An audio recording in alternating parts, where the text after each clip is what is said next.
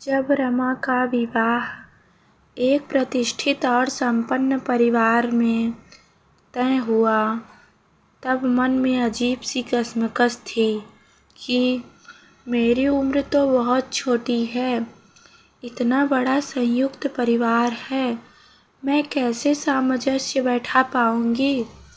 अभी तो किसी भी कार्य में दक्षता नहीं है।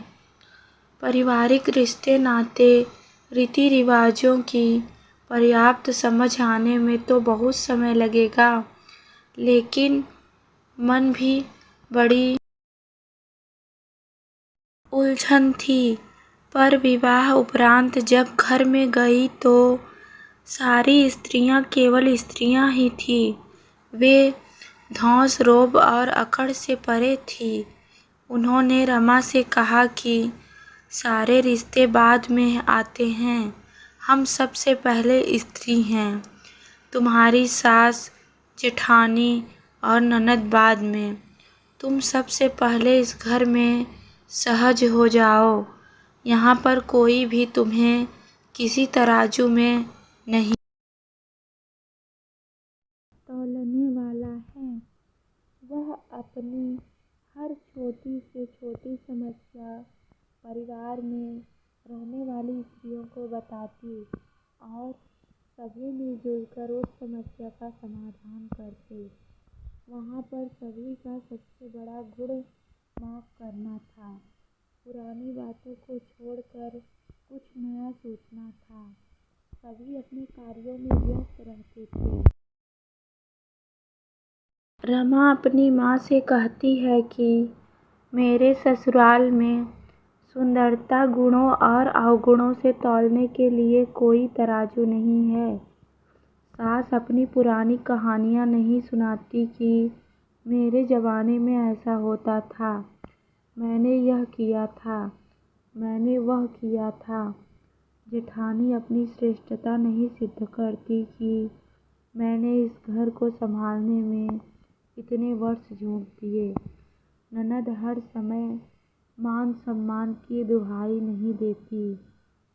हर कोई मुझे सहज महसूस कराने में लगा रहता है। माँ, यदि हर परिवार में ऐसी ही परंपरा स्थापित हो जाए तो हर लड़की अपने परिवार को आसानी से अपना लेगी। माँ, वहाँ की एक और विशेषता है कि वहाँ पर दोषों और चर्चा करना स्वीकार नहीं है। दोषों पर ध्यान केंद्रित करने से उन्नति रुक जाती है, पर समाधान और चिंतन करने से हमारी दृष्टि विकसित होती है। वहाँ पर अपनी गलती को स्वीकार करके हल्का महसूस करने पर भी बल दिया जाता है। माँ, मैं भी अब अपने ससुराल के सहयोग के साथ आगे बढ़ना चाहती हूँ। अपनी सोच को उदार बनाना चाहती हूँ।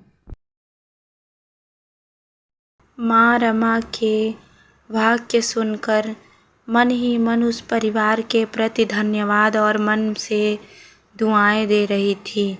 जिस परिवार ने उसकी बेटी की ज़िंदगी आसान कर दी। कभी कभी दुआएं भी बरकत पैदा करने में सहयोगी होती हैं। शायद रमा के ससुराल की भी यही खासियत थी। रमा की माँ मन ही मन ईश्वर को धन्यवाद दे रही थी कि बेटी की सोच और परिवार की सोच में कितना अच्छा तालमेल दिखाई दे रहा है।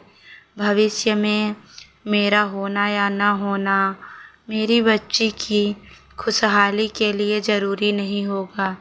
वह आगे की यात्रा अपनी सकारात्मक सोच और पारिवारिक सहयोग से तय कर लेगी।